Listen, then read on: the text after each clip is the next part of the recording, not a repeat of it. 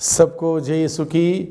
प्रभु क्रिस्त में प्यारे भाइयों बहनों, बड़े हर्ष और उल्लास के साथ मैं आप सभी लोगों का निमंत्रण देता हूं ईश्वर का वचन को सुनने के लिए। हर दिन हम लोग ईश्वर का वचन सुनते आए हैं, विशेष रूप से 40 की इस अवधि में।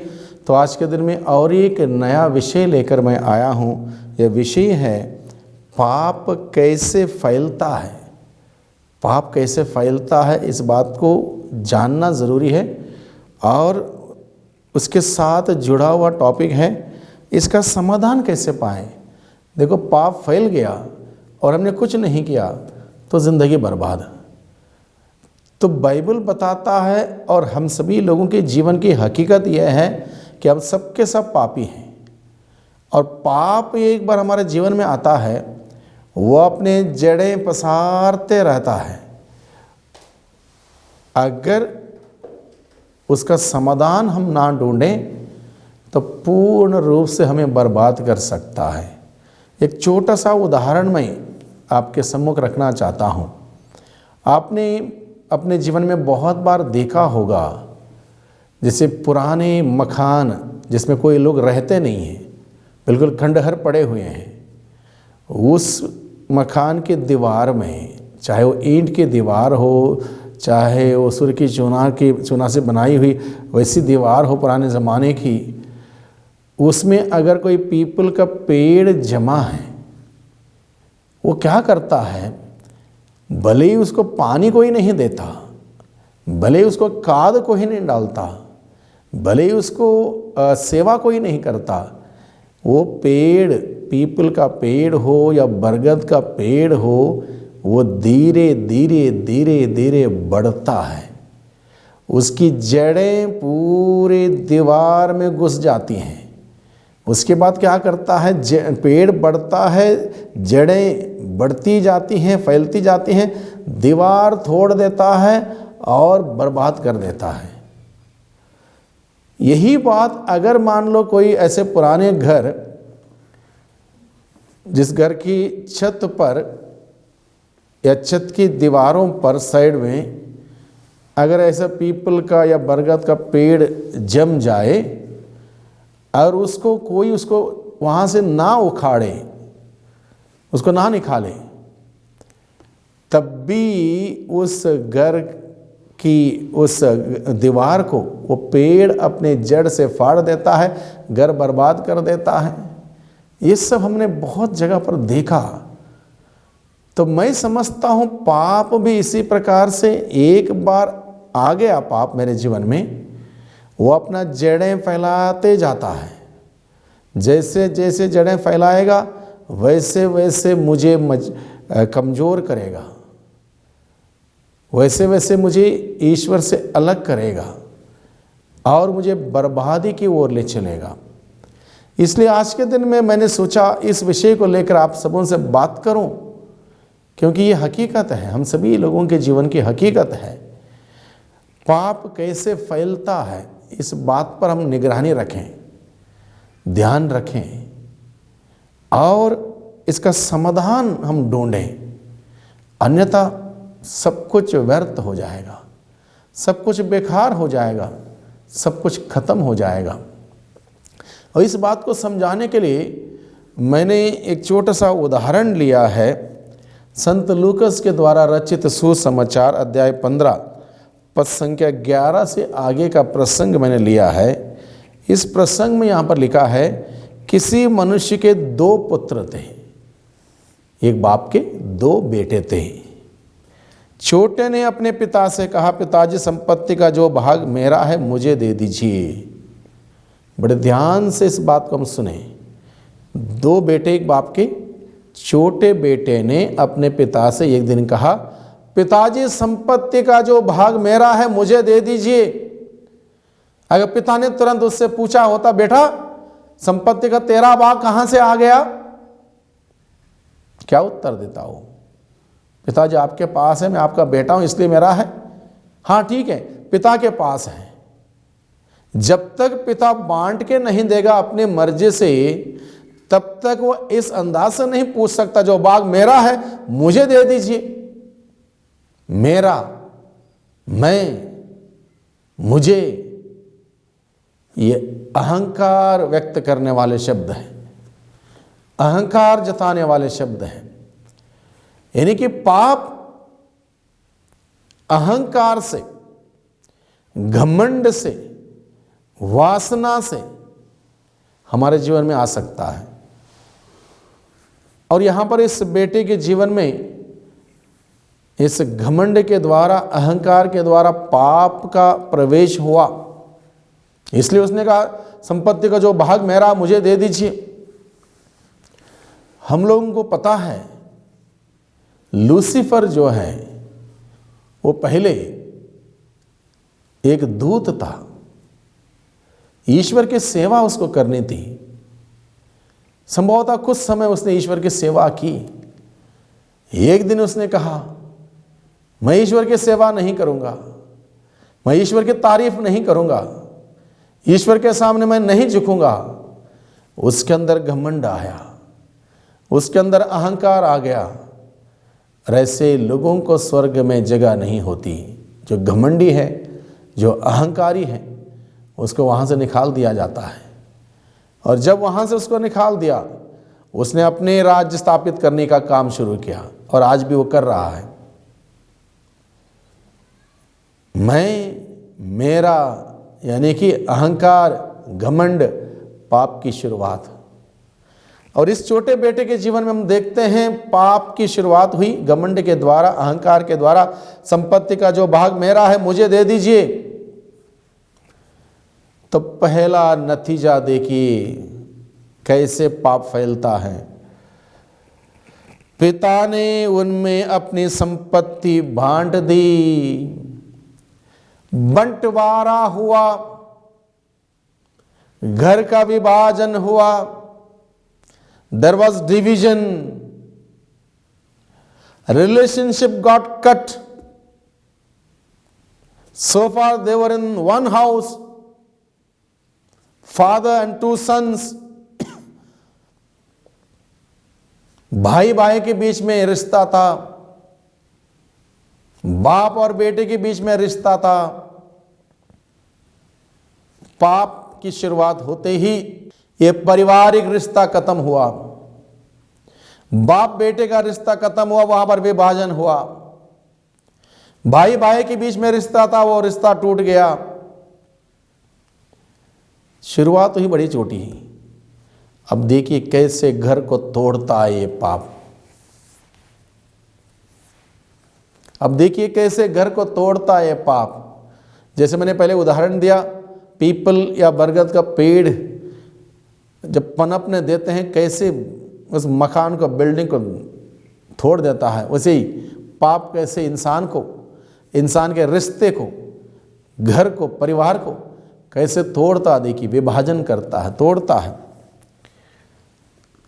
और उसके बाद देखिए पिता ने उनमें अपनी संपत्ति बांट दी, बंटवारा हुआ, विभाजन हुआ, टूट गया घर। थोड़े दिनों बाद छोटा बेटा अपनी समस्त संपत्ति एकत्र कर किसी दूर देश चला गया। अब दूरियां बढ़ने लगी, भाई भाई के बीच में दूरियां बढ़ने लगी, बाप और बेटे के बीच में दूरियां बढ़ने लगी। घर से ये लड़का दूर चला गया। जब पाप मेरे आपके हमारे जीवन में जब आता है भाइयों बहनों, ये फैलता है, वहाँ पर विभाजन होता है, वहाँ पर दूरियां होती हैं। हम ईश्वर से धीरे धीरे धीरे धीरे दूर जाते हैं, एक दूसरे से धीरे धीरे धीरे दूर जाते हैं। हमारा रिश्ता एक दूसरे के साथ कट जाता है, हमारा रिश्ता ईश्वर के साथ कट जाता है। और इस प्रकार से हम पाप में बहने लगते हैं, दूर जाने लगते हैं। आगे देखिए अगला नतीजा, वहां उसने भोग विलास में अपनी संपत्ति उड़ा दी। अब अपना हिस्सा लेकर आया वो, और ये हिस्सा उसने बचाया नहीं, अपने भविष्य के लिए जमा नहीं रखा, कहीं इन्वेस्ट नहीं किया, कोई व्यापार शुरू नहीं किया, उसने बेकार के कामों में उड़ा दिया। ऐश आराम करते हुए, वैश्याओं के पीछे जाते हुए, खाने पीने में उसने सब कुछ उड़ा दिया, क्योंकि इस बेटे को उस पैसे की कीमत पता नहीं थी। ईश्वर ने हम लोगों को ये शरीर दिया, इसकी कीमत हम नहीं जानते, क्योंकि हमने इसकी कीमत अदा नहीं की। कीमत उनसे पूछिए। मान लो कोई व्यक्ति देख नहीं पाता, दृष्टि नहीं है, आंखें नहीं हैं, उससे पूछिए आंखों की कीमत क्या है, वो बताएगा। हमें इसकी कीमत पता नहीं है। हमें प्रभु ने दिया है फ्री में दृष्टि, जो देखना वो देख लिया, जो नहीं देखना वो देख लिया। जो हमें ईश्वर को देखकर, उसकी सृष्टि को देखकर उसको तारीफ करने के लिए आंखें दी, उसके बजाय हम अपने स्वार्थ के लिए आंखों का इस्तेमाल किया, पाप में फंस गए। गलत इस्तेमाल।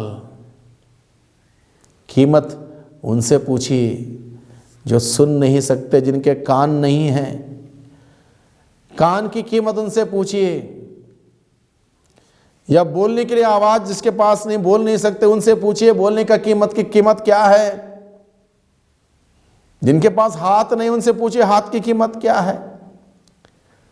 जिनके पास पैर नहीं है, उनसे पूछिए पैर की कीमत क्या है। हमें फ्री में दिया गया है, सब मुफ्त में दिया गया है। हम इस शरीर की कीमत नहीं जानते। हम बस इसको मनमाने तरीके से हम प्रयोग करते हैं, इस्तेमाल करते हैं, पाप के लिए हम इस्तेमाल करते हैं, और इस प्रकार से पाप फैलता है। शरीर दुर्बल जरूर है, यही इम्तिहान है। इस दुर्बल शरीर को लेकर जब हम जीते हैं, उस शरीर की वासना पूरी ना करते हुए, शरीर की बात ना मानते हुए, उसको कठोर तपस्या में डालते हुए इस पर जीत हासिल करना ही जिंदगी है। यानी कि जैसे शरीर ने कहा वैसे हमने कर लिया। शरीर कहेगा सुबह आराम से उठना 10 बजे, शरीर आराम चाहेगा।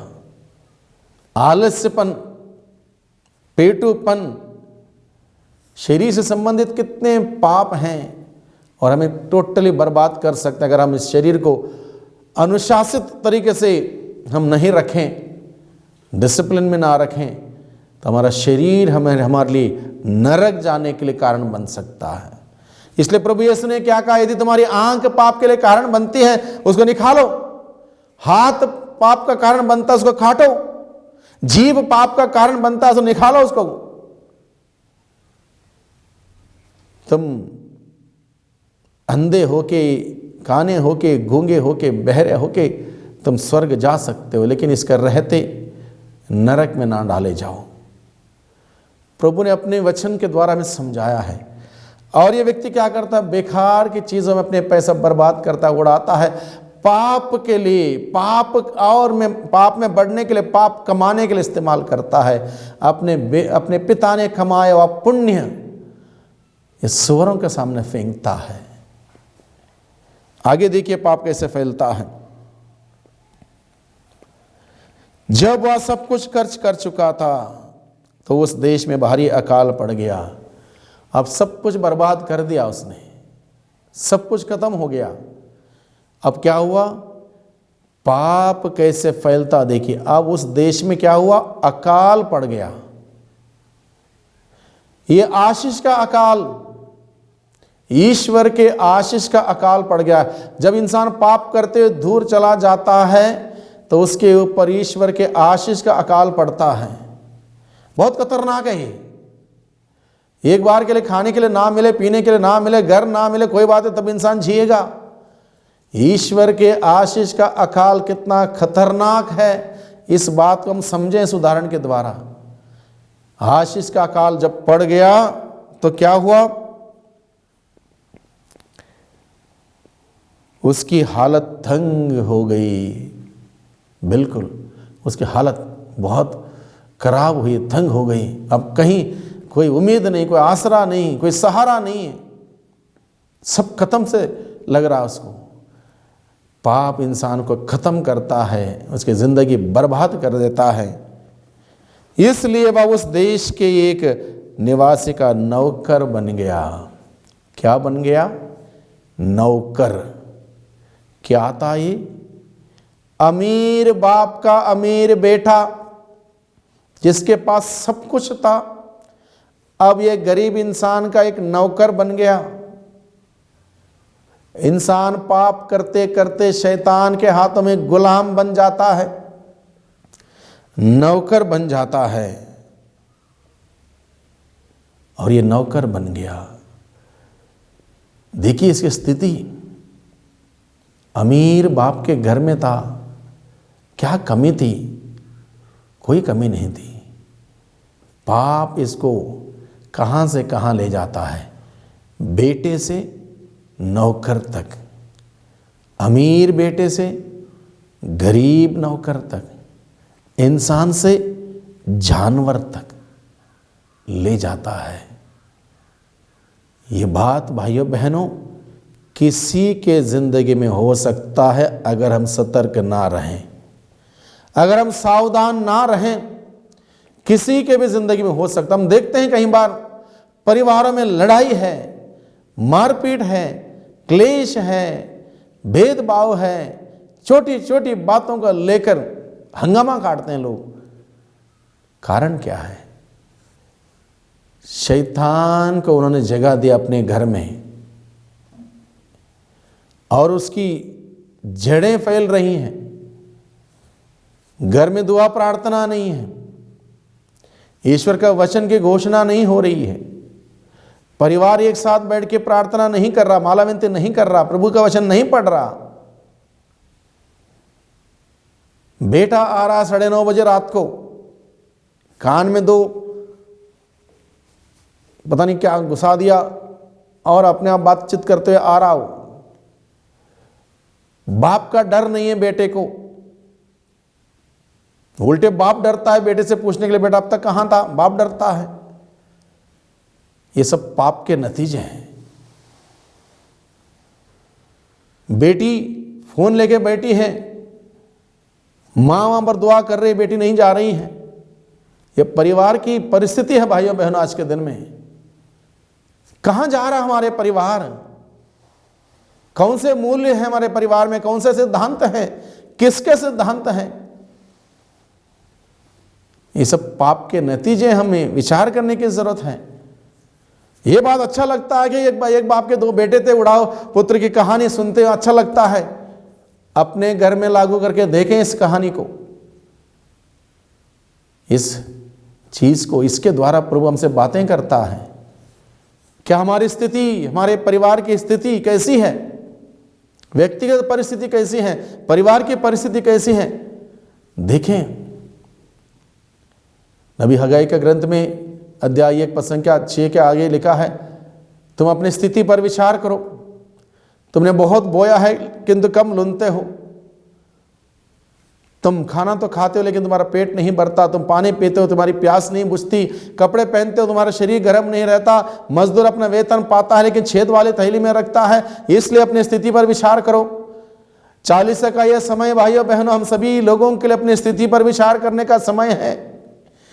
मैं कहां तक पहुंचा हूं? क्या मैं सही रास्ते पर हूं? क्या मैं प्रभु के साथ हूं? क्या प्रभु के सानिध्य में हूं? या पाप करते दूर जा चुका हूं? क्या मेरे घर में विभाजन है? क्या मेरे घर में बंटवारा हुआ है? क्या भाई भाई के बीच में, भाई बहन के बीच में रिश्ता टूट गया है? बाप और बेटे के बीच में क्या रिश्ता टूट गया है? ये विचार करने का समय है। अपनी परिस्थिति पर विचार करें। और जब इसकी हालत तंग हुई, वो नौकर बन गया और सुअर चराने लग गया। जो कोई नौकरी नहीं करना चाहता था वो नौकरी करने लग गया। जिसने उसे अपने खेतों में सुअर चराने भेजा, जो फलियां सुअर खाते थे उन्हीं से वह अपना पेट भरना चाहता था, लेकिन कोई उसे उनमें से कुछ नहीं देता था। देखिए इसकी परिस्थिति, इसकी परिस्थिति देखिए। हम विचार करें भाइयों बहनों बड़ी ईमानदारी से बड़ी ईमानदारी से एक बार हम रियलाइज़ करेंगे कि हम कहाँ पर हैं और यहाँ और जहाँ पर भी हैं क्यों हैं, इन सभी बातों का कारण ढूंढेंगे तो निश्चित रूप से हम उसको सही कर पाएंगे। अगर होश में नहीं आता उड़ाव पुत्र तो कभी उसके जीवन में कुछ अच्छा नहीं होता, वो टोटली बर्बादी करता और बर्बाद हो जाता। लेकिन धन्य है वो उड़ाव पुत्र जिसको होश आया। बहुत सारे लोगों को होश नहीं आता, पूरी जिंदगी बीत जाती है, होश नहीं आता। जवानी बीत गई, शादी हुई, बच्चे हुए, बच्चे बड़े हुए और इंसान बूढ़ा हुआ। बहुत परिवार में मैंने देखा होश नहीं आता उनको, क्योंकि वो ना परिवार की प्रार्थना करते, ना कभी चर्च जाते, कभी मन किया साल में 2-4 बार गए तो गए। और बच्चों का जीवन नरक, गलत रास्ते में, गलत संगति में, गलत आदत है। परिवार, कहीं परिवार आज बर्बादी के कगार पर है। यह हम सबों के लिए वार्निंग है। जो हम सबों से प्यार करता पिता परमेश्वर हम सबों को वार्निंग दे रहा है। हम देखें हमारी स्थिति, हमारी परिस्थिति कहां पर है, हमें वार्निंग दे रहा है। अगर होश में आना हो तो हमें रियलाइज करना होगा, एहसास करना होगा कि मैं आज के दिन में कहाँ पहुँचा हूँ, कहाँ पर हूँ, कहाँ खड़ा हूँ। एक बार पता चलेगा अगर हम कहाँ पर हैं, वहाँ से हम समाधान ढूंढ सकते हैं। उड़ाव पुत्र ने यही किया। वो होश में आया, होश में आते ही उसको दिखाई देने लगा कि वो गलत है। होश में आते उसको पता चला जो कुछ उसने किया वो गलत किया है। इसलिए वो निर्णय लेता है, वो डिसीजन लेता है। बहुत ही महत्वपूर्ण है। हम लोग डिसीजन नहीं ले पाते, बहुत बार हम डिसाइड नहीं कर पाते, चलो अब कुछ नहीं हो सकता, हम हार मान लेते हैं। उड़ाव पुत्र ने हार नहीं मानी, उसने वो होश में आया, उसने सबसे पहले डिसाइड किया, डिसीजन लिया, निर्णय लिया और उसने कहा मैं यहां से उठूंगा, ये मेरी जगह नहीं है। मैं यहां से उठूंगा और पिता के पास जाऊंगा। भले ही मेरा पिता बड़ा नाराज होगा, गुस्से में होगा, कोई बात नहीं। मैं पिता से कहूंगा पिताजी मैंने स्वर्ग के विरुद्ध, आपके विरुद्ध पाप किया, मुझे एक नौकर जैसा आपके घर में रख लीजिए, मैं तैयार हूं नौकर जैसा रहने के लिए, लेकिन मुझे माफ कर दे। वो जाता है अपने पिता के घर। पिता ने उसका स्वागत किया, गले लगाया, नए जूते पहनाए, नई अंगूठी पहनाई, नए कपड़े पहनाए, मोटा बछड़ा मारा, आनंद मनाया। 40-21 अवधि में भाइयों बहनों, हमारा स्वर्गीय पिता इसी ताक में है, इसी इंतज़ार में है। कब मेरा बेटा लौट के आएगा, कब मेरी बेटी लौट के आएगी। पश्चाताप के साथ एक निर्णय लेते हुए अब मैं उस पाप में ज़िंदगी में नहीं जाऊंगा, बल्कि प्रभु आपके साथ रहूंगा, आपके साथ जीवन बिताऊंगा। ऐसा निर्णय हम ले, यही समाधान है। एक निर्णय लेना, प्रभु के पास जाना, यही इस समस्या का समाधान है। हम माफ़ी मांगें पिता से, क्षमा की याचना करें और वो प्रभु दया के सागर प्रभु हम सबों को माफ़ करने के लिए, क्षमा करने के लिए तैयार है। तो भाइयों बहनों, आइए हम सभी प्रार्थना करें। सर्वशक्तिमान पिता परमेश्वर, धन्यवाद देते हैं आपकी महान दया के लिए, अनुकंपा के लिए। आप हम सबों पर कितनी दया करते हैं, बार बार हमें माफ़ करते हैं। फिर एक बार प्रभु आपने अपने वचनों के द्वारा हमें सिखाया है कि हम इस बात को जानें कि पाप कितना खतरनाक है, भयानक है, कैसे हम सबों को तोड़ सकता है, विभाजन कर सकता है, मार सकता है, ख़त्म कर सकता है, बर्बाद कर सकता है। इन सभी बातों पर ध्यान देते हुए प्रभु एक निर्णय लेने के लिए और निर्णय लेते हुए इन सभी बातों को त्यागते हुए, छोड़ते हुए आपके साथ रहने का एक निर्णय, एक फैसला करने की शक्ति सामर्थ्य हमें प्रदान कर, जिससे कि प्रभु हम सभी आपके साथ खुशियाँ मना सकें, आनंद मना सकें। दुआ करते हैं उद्धारकर्ता यीशु मसीह के नाम से, आमीन।